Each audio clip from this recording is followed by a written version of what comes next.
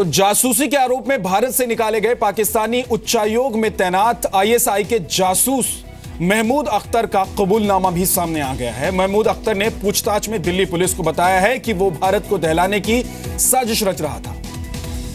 कितने कॉन्ट्रैक्ट्स हमारे पास है? आपका नाम महमूद, पूरा नाम बताओ। महमूद अख्तर।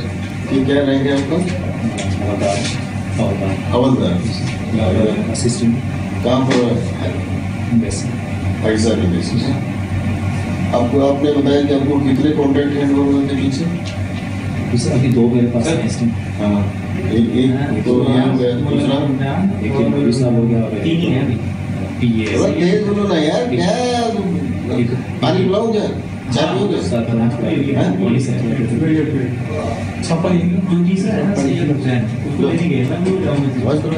हमें सब कुछ मालूम है, ठीक बता दो सर। आपको कौन सी बात छुपी है? तो बस देख ले, तो बहुत स्मार्ट है, मुझे मालूम है। बहुत सिम बदलता है। लड़के भी बहुत बता रही कॉन्टेक्ट तो दे जा लड़कियों के हमें। दूसरा कौन सा बताया था? क्या नाम था? चौधरी MP है।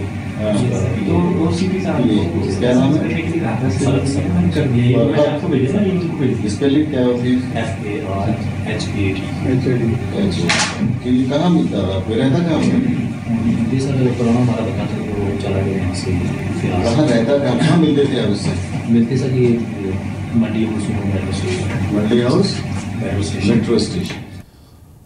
महमूद अख्तर पाकिस्तान उच्चायोग में तैनात आईएसआई का जासूस न सिर्फ जानकारियां हासिल कर हिंदुस्तान से पाकिस्तान तक, पाकिस्तान की फौज तक और बाकी एजेंसियों तक पहुंचाता था, बल्कि आतंकी साजिश भी रच रहा था। जितेंद्र शर्मा मेरे सहयोगी जुड़ गए हैं। जितेंद्र, अपने कन्फेशन में इसने क्या कुछ कहा है?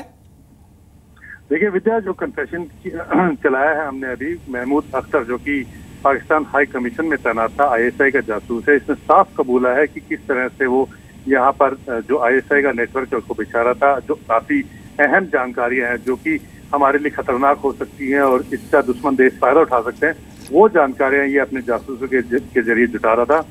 इसने कन्फेशन में कबूला है कि किस तरह से वो जासूस से मुलाकात करता था, अलग अलग जगह पर मुलाकात करता था, मंडी हाउस या जो दूसरे पब्लिक प्लेसेस होते थे वहां पर ये मुलाकात करता था। क्योंकि जब पुलिस ने इसको पकड़ा है उस दौरान भी ये पब्लिक प्लेस यानी कि दिल्ली चिड़ियाघर पर अपने 2 जासूस से मिलने के लिए आया हुआ था, तब इसको पकड़ा गया। जी जितेंद्र, लेकिन एक बात यह है कि ये शख्स जो लगातार जासूसी कर रहा था आईएसआई के लिए, ना सिर्फ पाकिस्तान सरकार, उसकी फौज आईएसआई तक जानकारी हासिल कर यहां से पहुंचाता था, बल्कि आतंकी गतिविधियों के लिए भी ये जानकारियां उपलब्ध कराता था, खुफिया जानकारियां।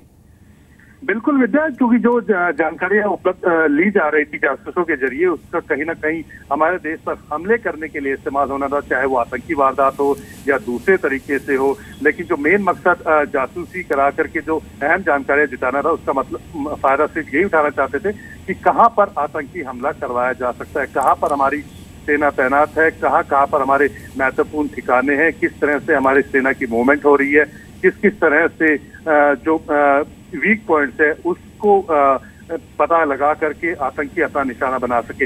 इस तरह की जो अहम जानकारियां थी वो अपने जासूसों के जरिए ये इकट्ठा कर रहा था और उसके बाद जो अगला इसका प्लान था वो यही था कि अपने आकाओं तक उस जानकारी तक को पहुंचाता और उसके बाद बड़ी आतंकी वारदात को अंजाम देता। जिस तरह से 2008 में भी मुंबई में आतंकी हमला हो, उसमें भी सिर्फ यही था कि जो जानकारियां जुटाई गई और उसके बाद एक बड़ा आतंकी हमले को अंजाम दिया गया। जितेंद्र, ठीक उसी तरह की एक आतंकी हमले की साजिश रची जा रही थी, लेकिन इससे पहले इस शख्स का पर्दाफाश हो गया।